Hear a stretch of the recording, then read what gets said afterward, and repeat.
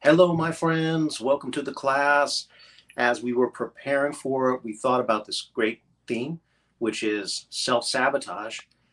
Unfortunately, my form of self sabotage is procrastination, so I did not prepare anything for the class. I hope I got you guys. My name is Dr. Asatar Bear. I teach this class every week. It's an introduction to heart rhythm meditation. Heart rhythm meditation is a method of meditation that comes out of Sufism, the Sufism of Hazrat Inayat Khan, who taught in the early 20th century in Europe and the United States. He was from India.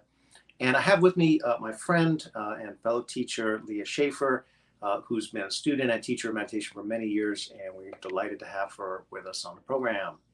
Thank you so much, Asatar. I'm really happy to be here. Yeah. So let's start with a quick meditation, give you guys some instruction in this method, and then we'll talk a little bit about this theme of self sabotage, right? A thing that so many of us struggle with. Um, so, the first step in meditation is to get your posture down, get that together, okay? So, you want to have a good upright posture. Um, I'm sitting on a sort of little stool. It has a little bit of like lower back support. Actually, doesn't reach that high. I'm kind of just having it's like kind of pressed against my butt, but it does provide a little bit of support. That's good. My back is not touching anything though. That's important, right? Because if your back is leaning against something too much, it's going to take energy away, right? You want to feel upright, energized. An antenna functions that way, right? An antenna reaches upwards. Um, so we want that kind of vibe when we're meditating. Meditating is a very calm activity, right? It's a very still activity. Our bodies might see that as a good time to go to sleep, right? A lot of us are, you know, overtired. We don't get enough sleep. We're sleep deprived. So, when we get the opportunity, when things settle down, we get sleepy. We don't want that for meditation, right? We want to be very, very energized, even though we're being still and we're directing the energy within. So, good upright posture, very, very important. You don't have to sit exactly how I'm sitting, right? You can sit on the floor, sit on a cushion, sit on a chair. There's lots of different options. You see Leah is sitting on a couch, but again, she's sitting very upright, back's not Yeah, touching anything. yeah. All right, I'm go ahead. sitting cross-legged, and that because I practice yoga, and I have that access, and that helps me, even though I'm on a couch, which is usually not ideal for meditation. So even though I'm on a couch, I'm sitting cross-legged, and that allows my spine to align properly, more easily Great. Yeah. in the There's, couch. there's lots of different lots of different options. You want to be comfortable, but you want to feel that energized, feeling. So then you close your eyes, you tune into your breath, and we want to just become aware of the breath, right? Notice that you're breathing, feel how it feels to breathe in this wonderful upright posture. Then we're going to intervene in the breath, and we're going to make the breath deep in our bellies. So, abdominal breathing, and that means as you breathe in, your belly is going to expand, and as you breathe out, your belly is going to contract. So, just practice that on your own. Take a few breaths, breathing deeply, feeling your belly. You can place a hand on your belly, just feeling your belly rising and falling. Turning on your parasympathetic nervous system, the relaxation response, and letting go of the stress of the day or the week. I know it's early in the week. Well, it's too early in the week to accumulate too much stress. Now work on making your breath slower. So just breathe out a little bit more as you breathe. Slow down your breathing cycle. Breathe in and let your in breath take a little bit longer. You slow down your breath and you're slowing down your rhythm on a very fundamental level. Why is it good to slow down our rhythm? Well, a fast rhythm for our thoughts gives anxiety. If we breathe rapidly, everything speeds up, right? Now, that can be good when we need to engage the fight or flight response. When we're in danger, that's a good time for it. But when we're trying to relax, we want to trigger that relaxation response. Deep, slow breathing does that very effectively. We want to make use of these physiological mechanisms. Now, if we go further, we want to make our breath heart-centered. We want to make our breath rhythmic. So to make our breath rhythmic means to breathe out for the same amount of time that we breathe in. And we have a very natural way of doing that because we have this wonderful timekeeper that's beating within our chest, and that's our heart. So heart-centered and rhythmic breathing, we can do that by breathing in the same number of beats as we breathe out. Now remember, we're trying to make our breath slower as well. So choose a breath count that's a little bit longer than you might think you need. I'd suggest you try to go with 8 beats in, 8 beats out. Now, some have difficulty feeling the heartbeat. That's common. Some people feel it right away, of course, and if that's you, that's great. If you're having trouble feeling it, try putting a hand on your chest. Just let it rest there, just kind of lightly. Sometimes if you push it too hard, then it becomes harder to feel, right? You just put it very lightly, right? Let your fingertips feel the vibration. Vibration is there. It might just be covered up if you're struggling to feel it. Another option is just to press lightly with your fingertips. You might feel then the pulse in your fingertips. Don't feel bad about that, however you perceive your heartbeat, whether it's in your heart or some other part of your body, in which case it's going to be the pulse. Doesn't matter, right? You're just using it to gauge our breathing and put our breathing in rhythm. Now this is very, very powerful because now what this means is we're concentrating on our physical heart and on our breath. Many different meditative traditions have said this is a vital thing to bring together. Bring together the breath and the heart. Very, very powerful, right? Long held in the Sufi tradition. The early Christians wrote about this for many years, right? Unite the breath and the heart. Very, very powerful. Now we want to think about the heart more broadly than we're used to thinking about it. It's more than just something that pumps blood. I mean, that's very, very important, right? Without that, we would soon perish.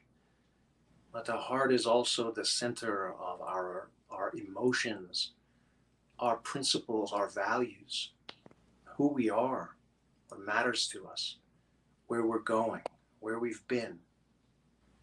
There's a lot there, right?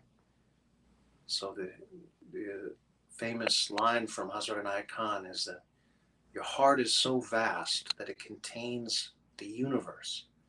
It's even bigger than the universe. If there were 10 universes, your heart would contain them all. Wow, right? And what could that mean? Your heart isn't really that big physically, right?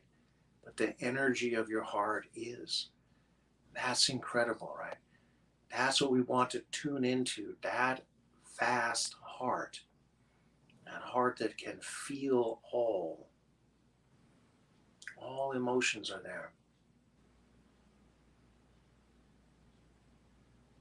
That is what we want to breathe into as we breathe in, count those heartbeats, and to radiate from, to to be in the energy of that heart field as we breathe out.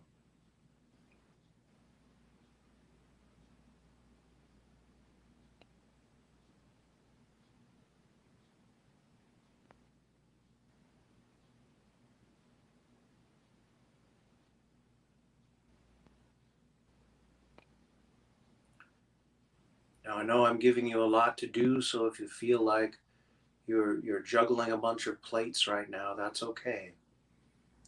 This method of meditation involves training yourself and training the breath. That makes it a little bit more difficult than other things that you might be able to just do right away or try right away. But hopefully, this is a process. It's like playing the scales in music. You know, you start with that and you keep doing that, right? That's a basic exercise that you use to just keep your skills sharp, right? So you never become too advanced to play the scales, right?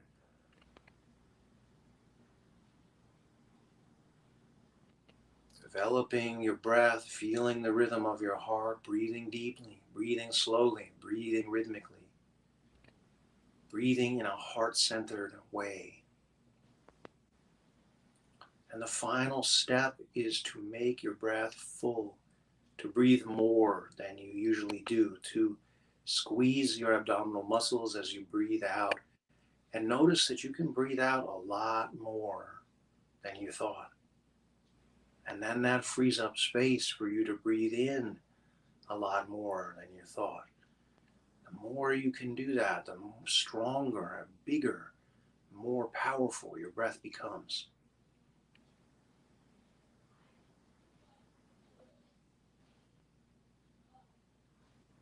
As you develop your breath, it's like night and day, the way its power grows, the way the subtlety of it grows.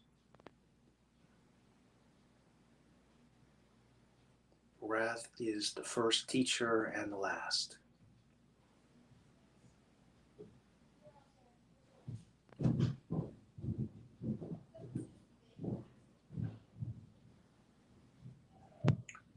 All right, we'll end our little initial session there, and then we'll talk a little bit about the theme for tonight and this thing about why do we sabotage ourselves? What does that look like?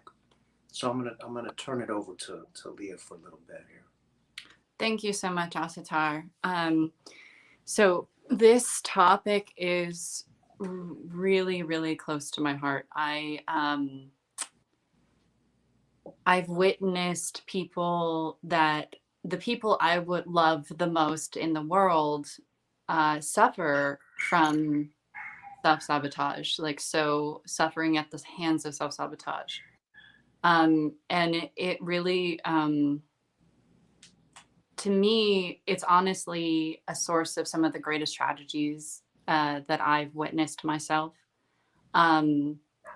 Because not only does an individual, what I'd like to talk about today, it's such a big topic. There's really so much to cover, but what I'd really like to cover today is that not only when a person is self-sabotaging, what it's stemming from is their own internal belief system, is how they feel truly about themselves. So not only are they not recognizing how sacred of a being that they are, but then they continue to actually act out that negative self-concept, that negative belief system.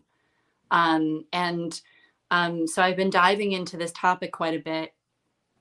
And I would just like to make a little bit of a distinction. I'm not 100% sure that this is founded, but I've been thinking on the topic a lot. And as far as I understand, sabotage is when you add something in. It's when you try to destroy. It's whenever you actually create damage by adding something in.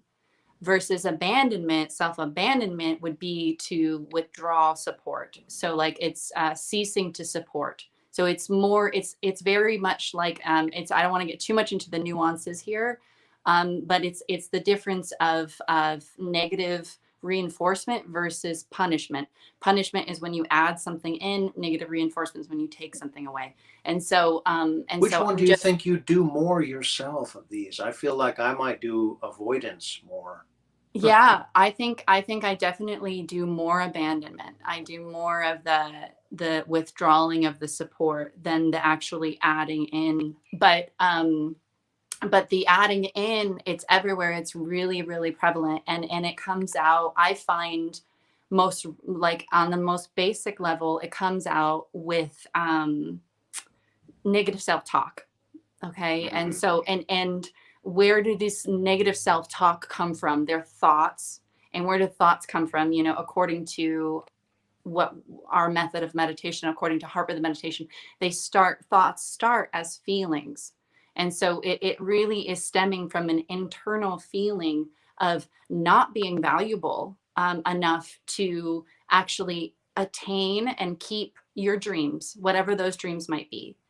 And you limit yourself because you very much for self-fulfill your own internal prophecies of how valuable you perceive yourself as. And so that's why meditation and coming into your heart and really realizing and remembering the truth of your being can have a huge impact on your entire destiny.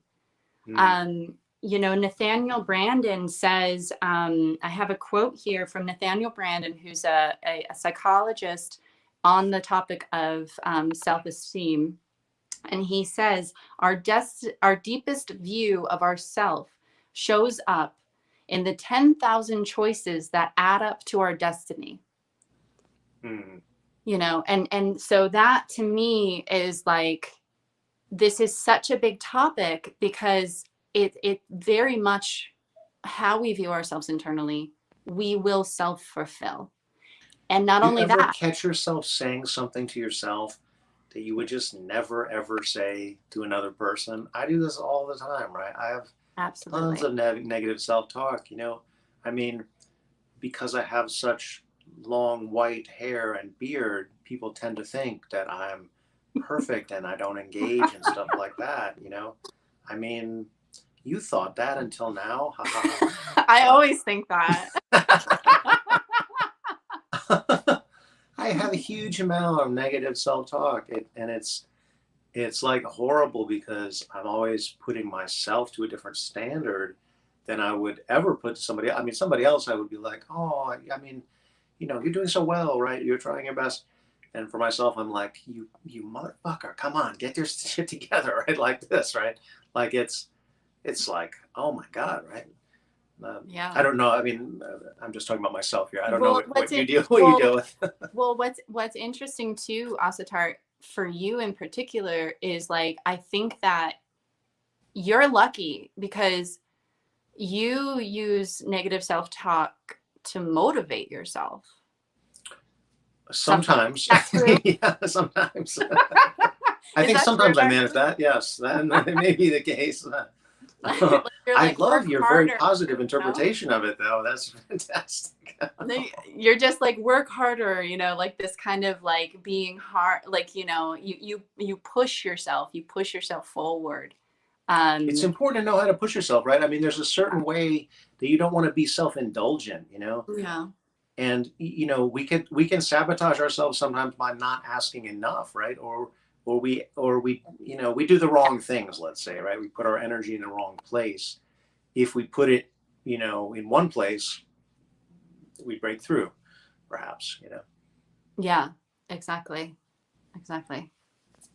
And so it's a really, it's really just like such a big topic. It's really hard to narrow down without like an exact example. But it's basically that we like, on a most fundamental level, it's that we don't feel, so like an example of self-sabotage, a really prevalent example of self-sabotage is addiction, right? Like, and it Yeah. comes from you're adding in something, and I'm talking about, like, serious addictions, like you're adding in something that you know is harmful for your body, and you know it's harmful for yourself, and Hmm. and you are literally doing that to yourself, and sabotaging your chance toward just like self-expression in its purest form, or self, feeling in its purest form. And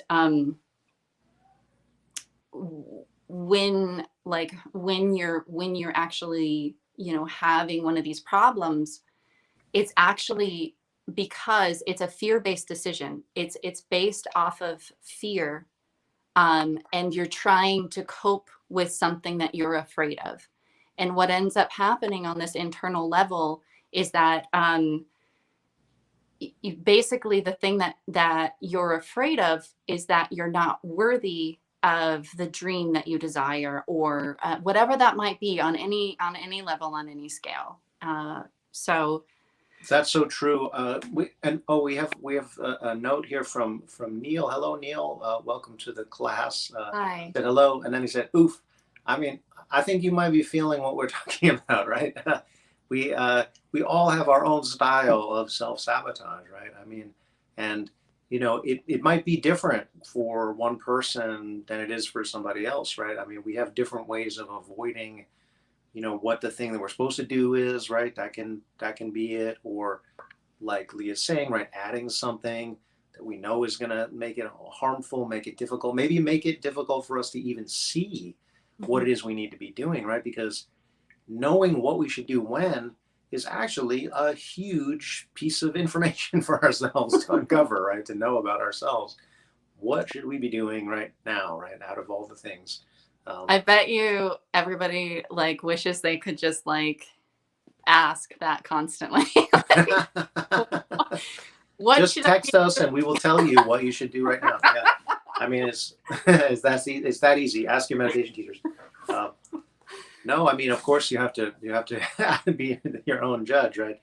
Um, hopefully, right. Well, one of the things that should come up in meditation, it's the inner journey. You should get to know yourself and your desires, right? This is already hard because what do we learn? Like when we start breathing on our hearts and tuning into our desires, it immediately raises the question, what are you doing about it, right? Are Right. you just waiting around, you hoping that it's going to just fall in your lap? Okay, that's sometimes things do work that way, right? I mean, if there isn't a way forward, well, maybe you have to have faith, right? But Right. are you really doing everything you could be doing? That's a tough question to ask oneself, right? Um, Right. And if you don't trust yourself, so if you're asking yourself that and you don't trust yourself, then fear takes over, right? And then you start yeah, making fear-based decisions. we got an interesting comment here from eccentric eccentricast. What if it's our response to this exhausting economic system? Oh my God, yes, right. Our our economic system. What the hell is this, right? I mean, like it's a system designed to redistribute wealth upward toward the rich, right? And it makes everyone who is not rich makes their life much, much harder, right? So we have to find a way to navigate that. That is often exhausting, right? I mean, like if you're not rich and not exhausted, I don't know. My hat's off to you, because it's it's hard to get by in the world with the way the cost of living is, et cetera, right? So yeah, I feel you, right? I feel you. Yeah. And That's it's a big thing. it's a really big part of my passion with my work as well, because it's basically it's like all the more reason to figure this out inside yourself. Because quite frankly, like I feel that numbing ourselves out and feeling like we're not worthy and we're not valuable is feeding the dragon, so to speak. I actually love dragons, but you know what I mean? Like it's like is feeding, the larger messaging that's coming through. Totally. Yeah. Yeah. I mean, so that's one thing that should happen, right? Uncovering your desires, and your desires are like fuel.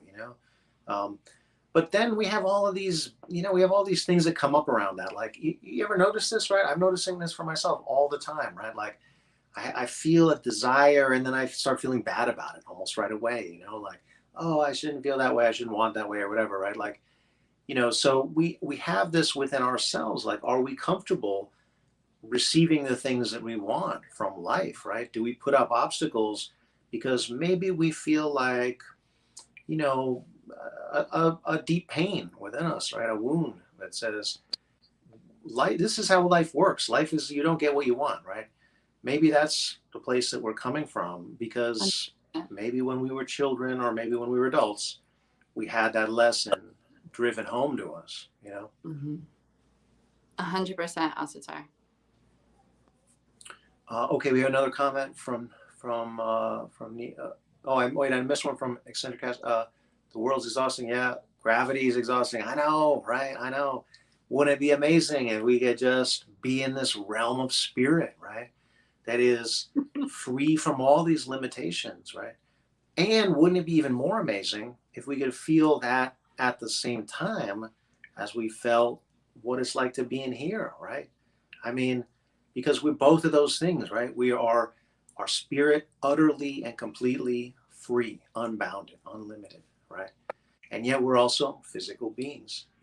Right. We have these limitations, but there's a lot that we get along with those limitations, right? We get to have tangible bodies. We get to be here in the physical world and do things. And of course, we're all here for a reason, right? That is in here, right? That's another reason why we want to go into ourselves and walk the inner path, right? To make strides on the inner journey. All right, Neil say, ruling class propaganda tries to make one feel like those failures to thrive are based totally internally. Yes, right. We're always, oh, it's your fault. You didn't hustle enough, and you didn't try enough, and all this stuff, right? And you're bad, and that's why you deserve bad stuff. I mean, right. Absolutely. A lot of that comes from the culture. Right. And also, just to speak on the point of exhaustion, like if you are exhausted, it's what would be like the respect, like self-honoring thing to do is to say, like, I feel exhausted, and like just accept that about yourself, versus the self-sabotage thing to do would to be like, I feel exhausted, therefore I am something negative, like I am a failure, or I feel exhausted, therefore I'm not good enough. Exactly. And so that's where the self-sabotage, like, it's like being exhausted is completely understandable, like, and but the next step would be like and I love and respect myself, and I'm worthy and valuable, or your boss treats you poorly, or you're in an unhealthy relationship or something, somebody says something negative to you, like not taking that on, like, as like if they're displacing toxicity onto you, not taking that on as like your own fundamental value as a human being, as a beautiful creature. So when you said that line, like, I deserve love, or what, now I forget exactly what you said, but it was like, I'm worthy, something like this, right? Of love and happiness. I'm worthy of love and happiness. Yeah. I wonder why that bounced out of my mind. That's I am worthy of love and happiness. That's actually like a kind of incredible thing to say, right? And one of the purposes of saying something like this. So this is an affirmation. I don't think there's anything more new agey than saying an affirmation. Like that's the most new agey thing ever, right? But there is something to it, right? Like there's always a kernel to almost everything, right? That is popular or whatever, right? And the kernel here, I think, is when you say that, you notice, is there a bounce in you, right? Like, are you rolling your eyes inside when you say that? Are you like, I'm worthy of love and respect? Not like, like, is there some part of you? Okay, maybe you're not going to make as dramatic a reaction as I just did, but is there some part of you that is like, that's bullshit, Yeah.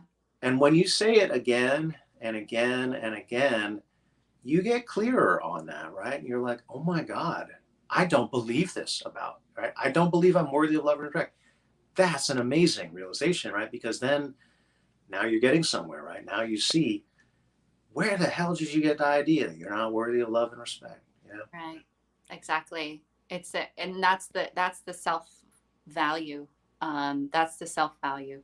And so like these two things, and I know that like, like with all, there is such a thing as like toxic positivity, and that's not what I'm interested in, but like or they call it, what's it called? Spiritual overriding. What's it called? It's like, The spiritual bypass. bypass, right? Yeah, So, totally. and I have no interest in any of that. Like it needs to be real, right? And so, and the reason I'm honing in on this is because Nathaniel Branden, the psychologist I mentioned earlier, the self value and trust in your own competence.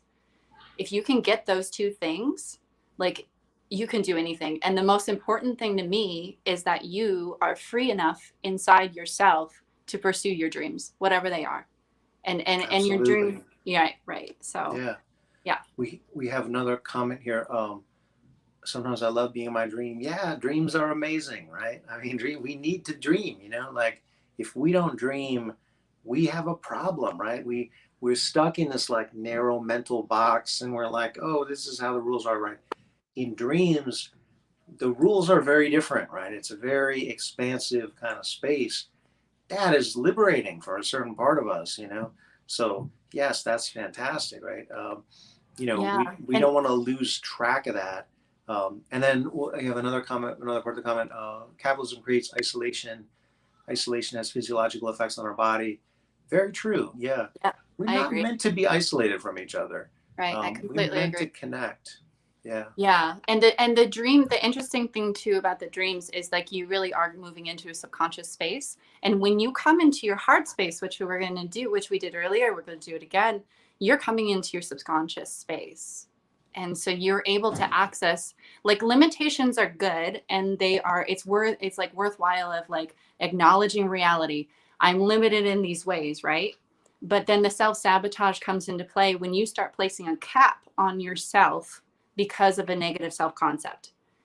Okay. Yeah. And so that's like the kind of differentiation there. But when you come into your heart, you really are accessing your subconscious, and in that way you're able to access more of the unlimited scope of existence within your own being. Well said. One of the things that happens for me sometimes in meditation is I go on a kind of dream journey, that is like I have a kind of thought process or visionary process, and it plays out like a story or like a dream. And, I mean, when you're in meditation, right, and you're awake, you have your rational faculties, you have all this stuff, right? You have a lot more ability to work with that dream. Like you have a lot more ability to remember what it is, first of all, right? Like, a lot of our dreams we have during sleep, we forget. And so isn't it good to be able to like go through that consciously, right? And to Yeah. appreciate what that dream is, right? To appreciate the energy of it. Sometimes we just need to feel like, like that moment of freedom, that moment of possibility. I used Yeah. to have this recurring dream when I was a child, that I could fly, and I had like a thousand variations of this dream where I was like on a rooftop or something, and I'm just like, oh, right, I can fly. I totally forgot that. It's actually really simple. Boom, I'm flying, right? Like, and I was like, this is amazing in the dream, right? Like, this is so incredible. And then I wake up and I'd be like, huh, what was that trick? I knew there was some trick that I remembered during my dream. Anyway, I don't know that it's literally, maybe I can fly, I don't know, but I don't think it's literally about that. I think it's about, our spirit's meant to be free, right?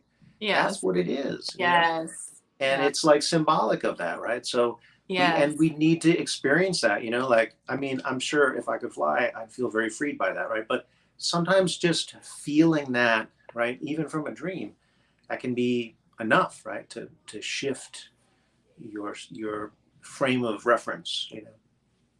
Absolutely. Absolutely. Well said. So, is it good? Maybe it's good to meditate together now. All right. Speaking of moving into these spaces. So, honor yourself. If you're tuning in with us, if you need to stretch a bit, stretch a bit. I love stretching. I'm a yogini and I love stretching. So I'm gonna just do real quick because this is such a energizing topic for me. I'm all fired up, so I need to. Okay. All right. And so when you're ready, then close your eyes and just like Asatar described to us so beautifully, set your posture.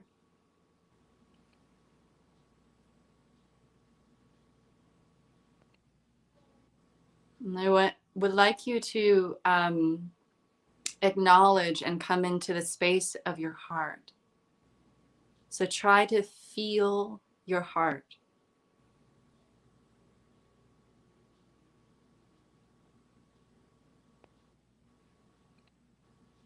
And there's lots of ways to feel your heart. You can feel your heart physically, feeling your heartbeat, if that's accessible. It's there. It's definitely there.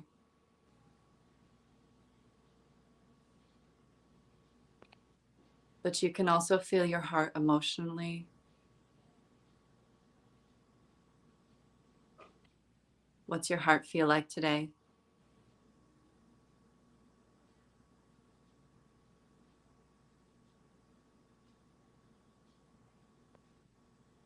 And as you do that, start to deepen your breathing, deep diaphragmatic belly breathing. Really trying to bring your inhalation all the way to the depth of your torso, letting your muscles relax.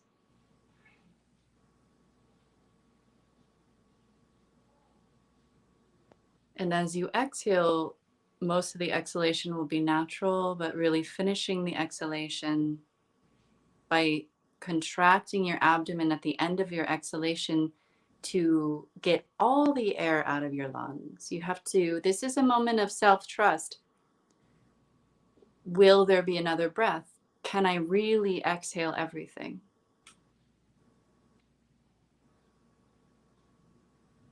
Right?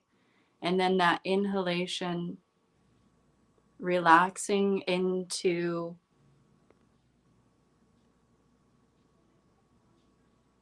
the ability to take life in. It's like one of those things, it's like the most natural thing in the world, but we tense up against it. And so by relaxing your muscles and really allowing life in, you come into a fuller breath, which is actually a more natural state of your being.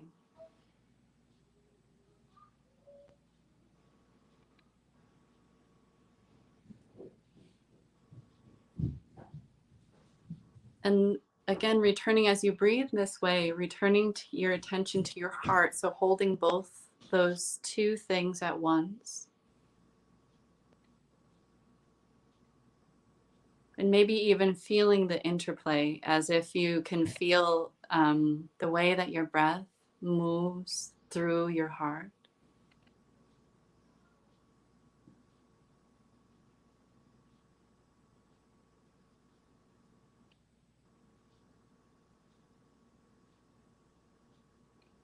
And then right away, maybe bow your head slightly to your own heart in deep reverence to your own heart.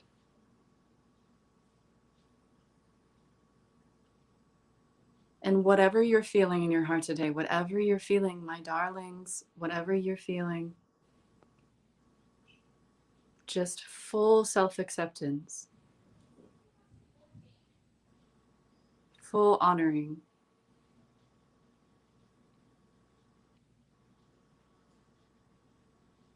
You are already enough.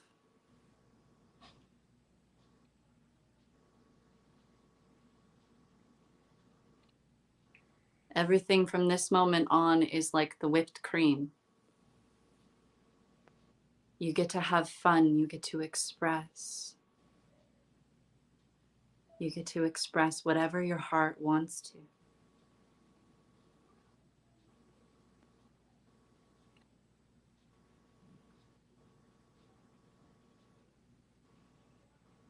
And I want to help, I'm going to keep going with this meditation. I want to help you really understand your value, because I feel it. When I'm with you, I feel your value. And I want you to feel it too. And so I want to help you do that, hopefully, with this meditation. So we're going to do something, a very traditional technique, traditional breathing technique. It's called alternate nostril breathing. You're welcome to open your eyes to see how I'm going to do it. I'm gonna make a little apparatus with my hands. You don't have to do that. You can just use your thumb and finger.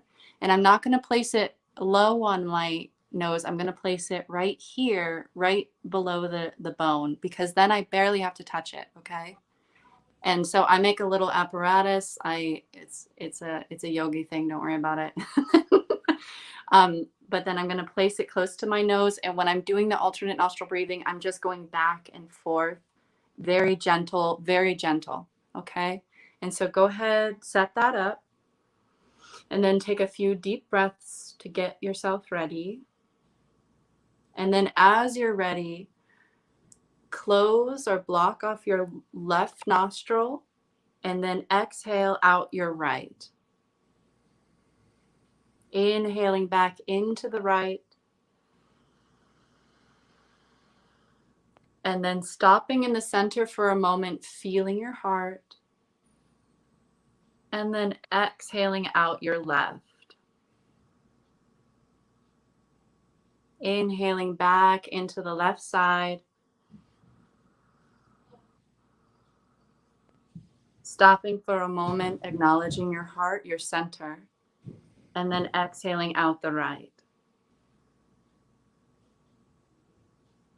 Inhaling into the right.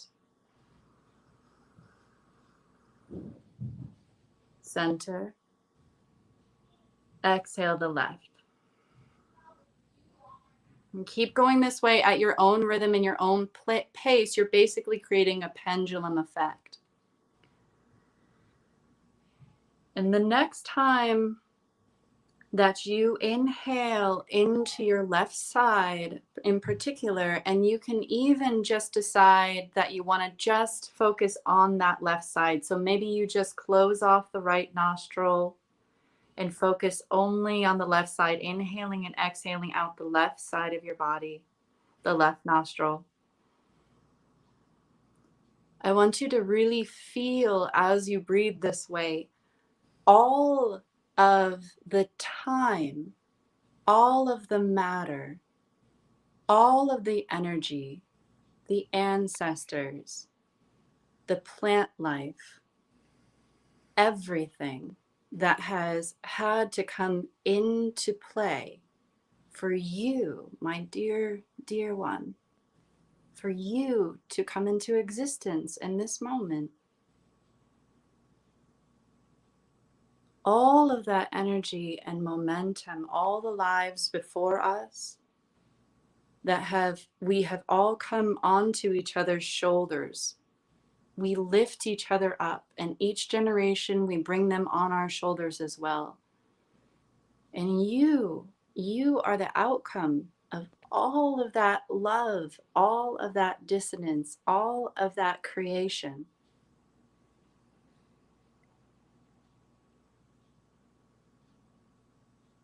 And then when you are ready, just take a moment, just center for a moment, stay in your heart, in your center, and again, feel your heart, feel your center. And try, as you do that, dig deep with your attention. See if you can dig so deep with your attention into your heart that you remember something that can't even be spoken. Something that fuels you. A deep knowing. A deep light. The deepest truth.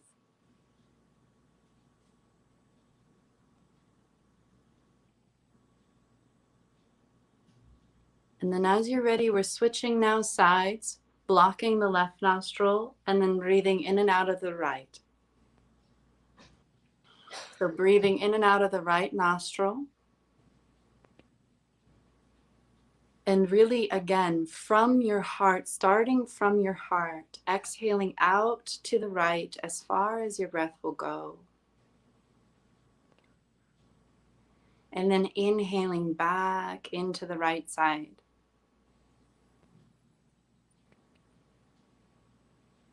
Exhaling all that your heart wants to say, all your heart wants to express.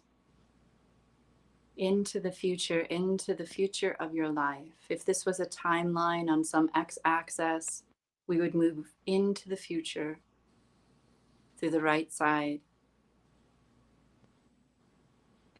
But when you inhale, I want you to feel how that future is pulling and running back toward you. Creation wants you to create. Life wants you to live. And it wants you to live your fullest. It's pulling you and coming towards you just as much as you are trying to give towards it.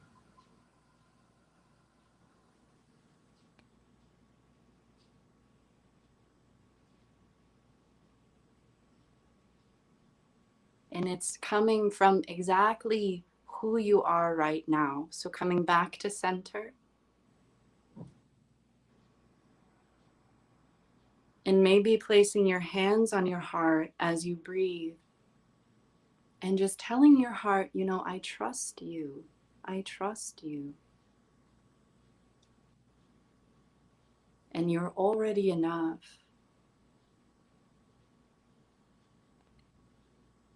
And I value you. I'm not going to let anybody, including my own mind, tell me you're not valuable. You are extraordinary.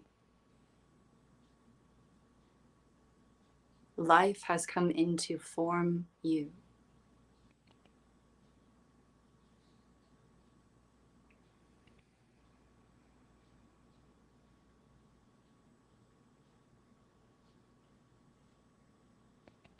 All right. And as you're ready, go ahead and move your body and open up your eyes. Nice meditation. You know, the control over the breath is just so powerful. You know, we don't even know how much power we really have. And we start to control the things that we can control, right? And the breath is one of these fundamental things that we can control. And this practice of breathing in one nostril and out another nostril, very, very powerful, right? Because, you know, very ancient teaching to say that time travels in a certain direction, right? So left to right has one meaning, right to left has another meaning, right? We can tune into that. And by alternating the pattern of our nostrils in this way, right, we're doing a couple of things. You know, we're controlling the breath. We are developing that, right? We are, and one of the first things you notice when you start alternating breathing, alternating nostrils is one of these more clear than the other, right?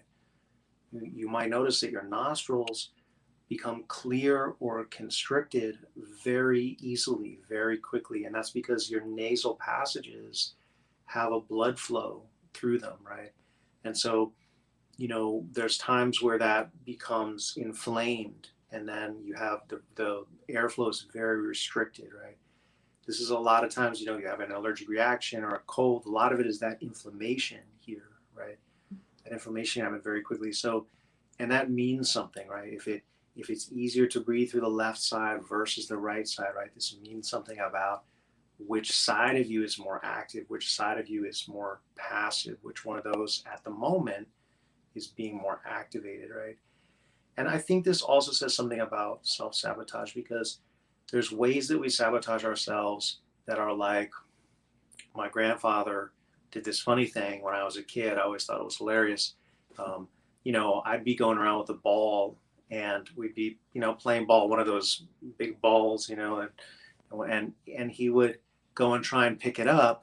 And as he pick it up, he would kick it. And so he couldn't get it, right? And I thought it was just hilarious. One of those like physical comedy things, kids like, I was probably, 8 or something. And but it was like his gag.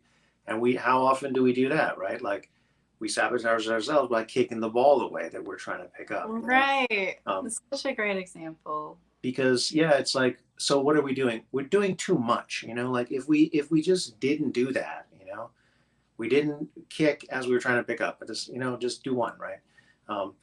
If you want to kick the ball, kick the ball. If you want to pick up the ball, don't kick it, like that.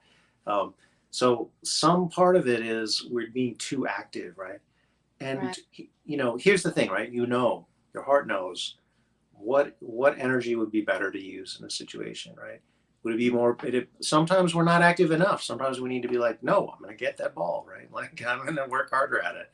So Leah and I don't know the answer to this for you, right? Obviously, you know the answer for you. We're just saying, ask your heart, right? And one of the ways it might manifest, do this practice, you might see, is my right side clear? That's the active side, right?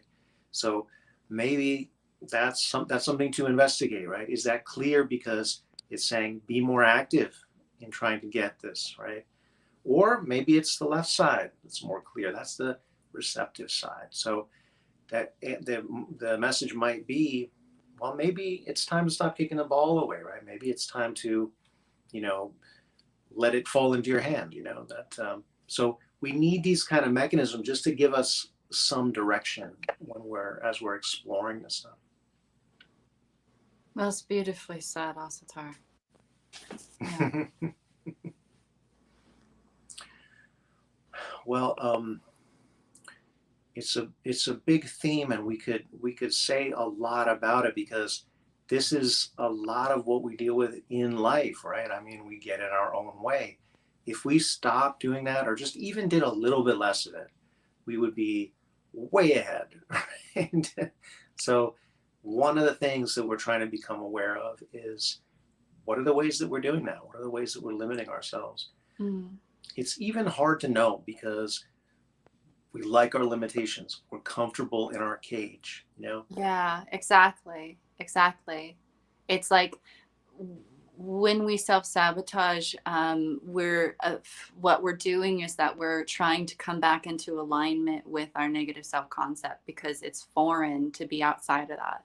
And then what we're afraid of is we're afraid of the pain, and we're afraid of the pain of it going away, whatever it is.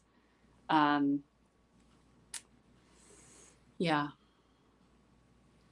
Well, let's do one more meditation then, and just try to work on this, try to bring it together, some of the things that we've done thus far, and see what suggests itself to you, right? We want to take this attitude, whatever happens in meditation has a purpose, has a meaning. There's no accidents, right? So if your thoughts, you get distracted and you think about something else, well, that happens, that's life. But your thoughts come from somewhere, right? They come from your heart. They come from that deeper current of feeling, right? Thoughts follow feelings. So we want to allow that energy to rise up in us, and then become conscious of it, right? So maybe we're not understanding it. Okay, it's like a fish that we've gotten. Well, maybe we'll throw that one back, right? Maybe that's not the right fish. It's not comprehensible, But when we, sometimes we have to kind of throw it back into the pond and see what else arises. When you get the thing that you're meant to get, you'll know, right? I mean, how mysterious does that sound, right? Yeah.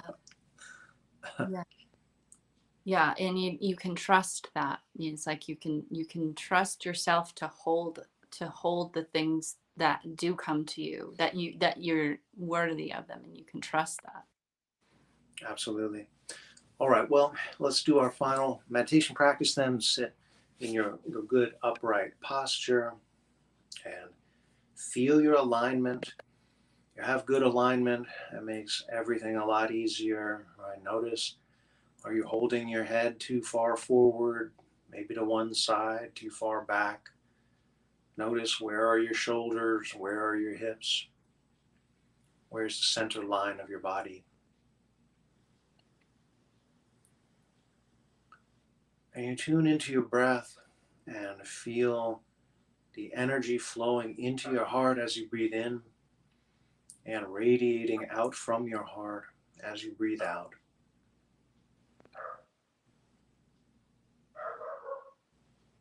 Feel the energy of your heart. Feel what your desires are. Feel what it is you value and what it is you truly care about.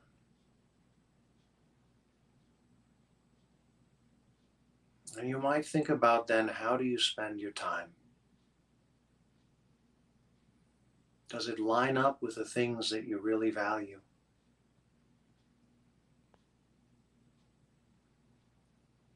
Now, probably for most of us, the answer is going to be no, because we face a lot of constraints, right? We might face a work life that is got very little to do with what we truly value. And that's one of the tragedies of our system, right? It's so difficult to find an overlap between the thing that I enjoy, the thing that I feel that the world needs, the thing that I feel like I'm serving my principles, right? And the thing that's also going to make me a living. I mean, how often do we find a good overlap between those things, or how long does it take to create that, if we are able to create that, right? Very, very difficult. Right? But we want to bring ourselves into unity. So I have a question here. What is the purpose of meditation, or what is it trying to achieve? We are trying to achieve unity. So we know that there are different parts of ourselves, right? We have, for example, our desires, and then we have our rational thoughts where we say, I don't know, maybe that's not a good idea, right? We limit ourselves. But we also have very deep desires, right? We have desires like the desire to grow, the desire to reach our potential. Where does that come from, right? That's about more than, okay, I need money to pay my rent or whatever, right? There are currents within us that are much deeper. We want to become aware of all of that, right? All that we are. Most of the time, what we're aware of is that we're aware of our limitations. And we want to expand that, because there's a part of us that is unlimited, okay? That's our nature.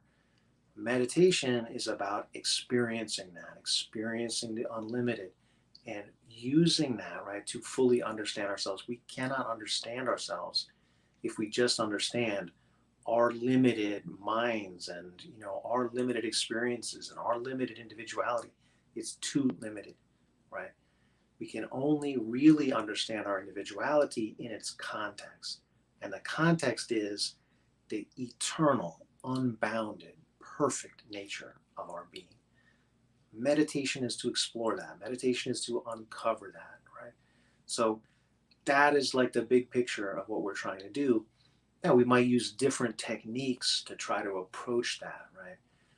Basically, we're using this old idea, right? Unite the breath and the heart. And so we have different ways to approach that, right? So opening ourselves physiologically, like I said, right? Breathing deeply in the belly, breathing slowly, breathing in a way that is rhythmic, same length inhalation as exhalation, swinging the breath, right, like a pendulum, gives us a very powerful base with which we can then explore, go into that, to go deeper into the levels of our being. Well, we're out of time for this evening. Thank you so much for joining us. Lovely to meditate with you all. I could really feel the vibe. I think that's one of the things I appreciate about doing this live. We get that live energy. If you're watching this later, I hope you're catching that vibe anyway. Yes, thank you so much, everyone. And thank you, Asatar. You can ask us any questions you want in the comments. We will respond, and we are available to you. We are servants to you. So thank you so much. And we are also here every week doing this class. If you'd like to support it, you can click the link. You have a Patreon page. Get a free meditation course. Goes into the details of this whole thing. All right, thank you so much, and we'll Thank you. be with you again next week. Thank you. Take care, everybody. Thank you.